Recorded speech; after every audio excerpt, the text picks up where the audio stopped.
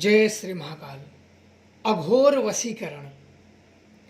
वशीकरण कई लोगों की जिंदगियां में आई नकारात्मक विचार, झगड़ा, कई प्रकार की समस्याओं का निवारण कर देता है। जैसे कोई पति पत्नी हैं और किसी बात के कारण उनमें इतने तनाव हो गए हों कि एक दूसरे को देखना तक पसंद नहीं करते हैं, तो उस कारण से कई लोगों के बच्चों का जीवन बहुत दुखमय हो जाता है और भविष्य बिगड़ जाता है।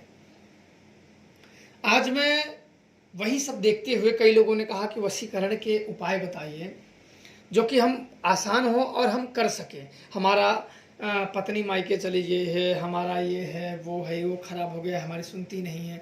तो इससे क्या होगा कि दोनों जन का जो पारिवारिक प्रेम है वो बिगड़ जाता है और बिगड़ने के कारण कई काम ऐसे होते हैं कि जो वो भी नहीं करना चाहता, आप भी नहीं करना चाहते, और झगड़े का भी सही कारण नहीं पता होता है। तो आज मैं शमशान काली के एक वशीकरण प्रयोग बता रहा हूँ, जिसे मोहनी भी कह सकते हैं आप लोग। और इस प्रयोग को कई बार आजमाया जा चुका है। मैंने कई लोगों से यह प्रयोग करवाए हैं और वो सफल हुए हैं।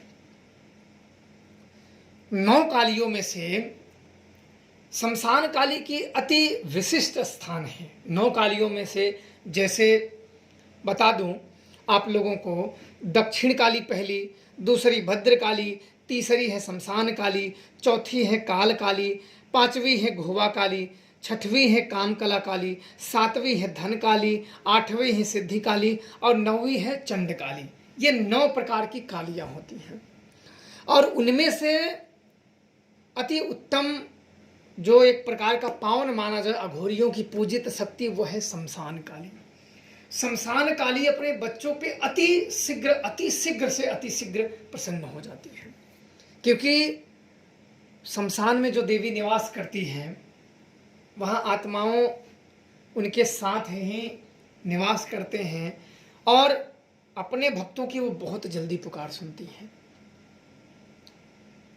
और भक्तों के दुश्मन के लिए ही अति कठोर होती हैं। वो अपने भक्तों के लिए अति औसुम्य होती हैं, अति करुणामयी और अति दयालु होती हैं और अपने भक्तों पे ममता लुटाने वाली शक्तियाँ होती हैं और अत्यंत ही जल्दी प्रसन्न होने वाली शक्तियाँ होती हैं। इनमें जो ध्याएगा उनकी कृपा का पात्र बन जाएगा और इनको जो नहीं ध्याएगा वो इनकी कृपा का पात्र नहीं बने।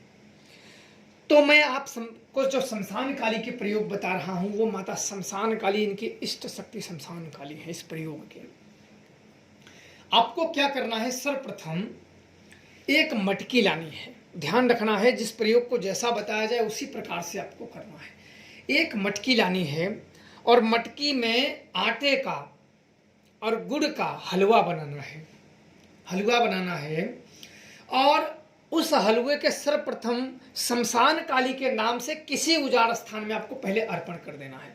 वहाँ फूल रखनी है और कपूर उपूर सुगंधित चीज रख देनी है और फिर शमशान काली को यह बोलना कि हे शमशान काली, यह मैं भोग आपको माता अर्पण कर रहा हूँ। मुझसे जो कोई भूल हो, चूक हो या त्रुटियाँ हो, हे शमशान काली मुझे क्षमा करें। जाने अनजाने में जो भी मुझसे भूल हुई हो, चूक हुई हो, जो मुझसे गलतियाँ हुई हैं, उसको मुझे क्षमा करें। क्योंकि शमशान काली की ईश्वर शक्ति है, इनसे बढ़ के कोई शक्तियाँ नहीं होती हैं और इनकी जिसके ऊपर कृपा हो जाए उसे कुछ भी नहीं, किसी का भी भय नहीं है, वो निर्भय हो जाता है। और इतना कहने के बाद उनको भोग अर्पण करने के लिए प्रार्थना करें। फिर उस भोग में से थोड़ा सा एक पत्तल पे रख दिया आगे। फिर उस हलवे को आपको उस मटकी में रखना है, उस मटकी में रखना है और उस मटकी में जिसका वशीकरण करना हो, जिससे आप प्रेम करते हो, जिसका वशीकरण करना हो, उसकी एक तस्वीर उस मटके में रख देनी है और एक तस्वीर अपनी रख देनी है। और इसके बाद उस मटके को लाल कपड़े से बांध देना है। 11 बार शमशान काली नाम लेना है और फिर एक गड्ढा खोद के आपको किसी उजाड़ स्थान में उसको दफना देना है।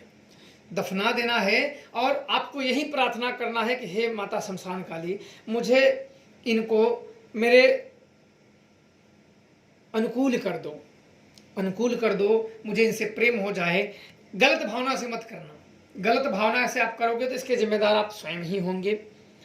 और इस प्रकार से करने के बाद वापस से बंद कर दे। बंद करने के बाद आपको वहाँ एक कपूर का टुकड़ा रख के जला देना है और फिर शमशान काली से प्रार्थना करके घर आ जाना है। घर आने के बाद जब जिसके लिए आप चलाए हो उससे जब आपका जो अनबन है, जो समस्याएं हैं वो सुधर जाए, तो फिर आपको जब वो प्रेम हो जाए, सब कुछ जो आप जिस कार्य से आपने प्रयोगों को किया है वो सब अगर ठीक हो जाए, तो आपको करना है कि जाने के बाद आपको उस मटकी को निकालनी है और किसी नदी के किनारे या तालाब के किनारे या सरोवर या कहीं भी जलाशय में जाना है।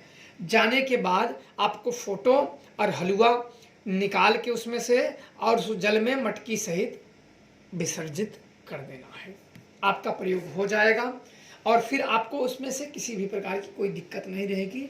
माता शमशान काली सदैव आप लोगों पे कृपा अपनी बनाए रहें और आपका कार्य सिद्ध करें।